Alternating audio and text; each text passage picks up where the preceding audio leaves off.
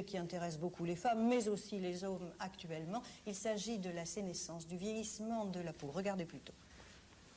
Personne n'a encore, hélas, découvert l'élixir de jeunesse. Pourtant, que ce soit le cinéma, les publicités, les magazines, etc., tout, vraiment tout prône la jeunesse. Si bien que vieillir paraît pour un bon nombre de personnes une tare. Surtout les femmes, pour qui les rides sont non seulement un témoignage du temps qui passe, mais encore une altération de la beauté. Il s'agit bien de s'entendre, il n'est pas question d'empêcher les gens de vieillir. Nous détenons pas le secret de la cure de jeunesse, mais il n'en est pas moins vrai que nous pouvons tout de même intervenir sur le processus de vieillissement cutané. Nous pouvons en corriger les facteurs qui peuvent l'accélérer, et par ailleurs, nous pouvons tout de même le ralentir d'une certaine manière. Il y a des peaux qui vieillissent plus tôt que d'autres. Il y a donc des facteurs favorisants. Quels sont-ils? Il y a des facteurs qui sont incontestablement connus, et celui qui vient largement en tête, et on ne le dénoncera jamais assez, c'est l'influence des ultraviolets dans la lumière solaire.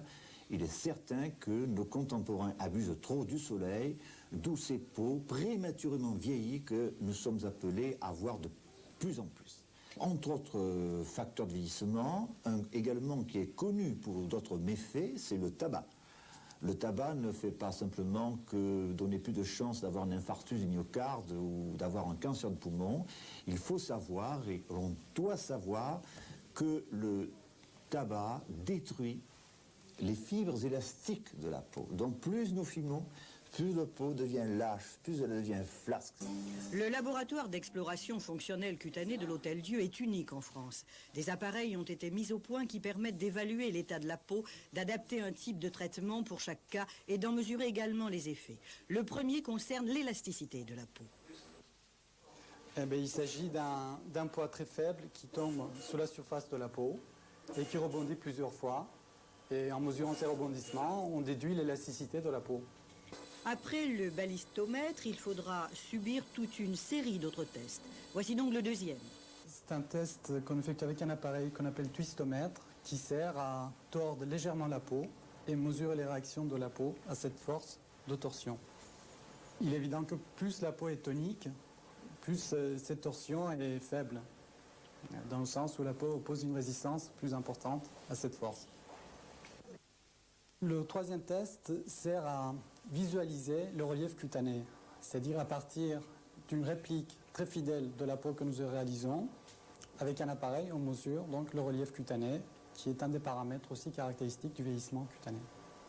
Le dernier test fait appel à un appareil qui vient d'être mis au point tout récemment. Cet appareil, qui s'appelle Vidoderm, nous permet de visualiser la surface de la peau, et donc de visualiser les rides de la surface, et à partir d'un traitement informatique, nous permet de compter le nombre de rides, calculer la largeur et la profondeur de ces rides. Les traitements, nous l'avons dit, sont multiples. Ils font appel bien sûr à des crèmes, mais aussi quelquefois à des traitements internes. Car les médicaments, proprement dit, entrent également dans la thérapeutique de la sénescence. J'ai dit tout à l'heure que la sénescence est un phénomène complexe. Par conséquent, notre traitement doit tenir compte de tous ces facteurs. Donc, il n'y a pas de traitement semblable d'un individu à l'autre, et peut-être pas forcément semblable chez le même individu aujourd'hui et demain. Après un traitement suivi très scrupuleusement, cette patiente, qui avait une peau très abîmée, a obtenu des résultats spectaculaires. Mais écoutons d'abord son témoignage. J'ai décidé d'aller voir le professeur Privat et de suivre un traitement.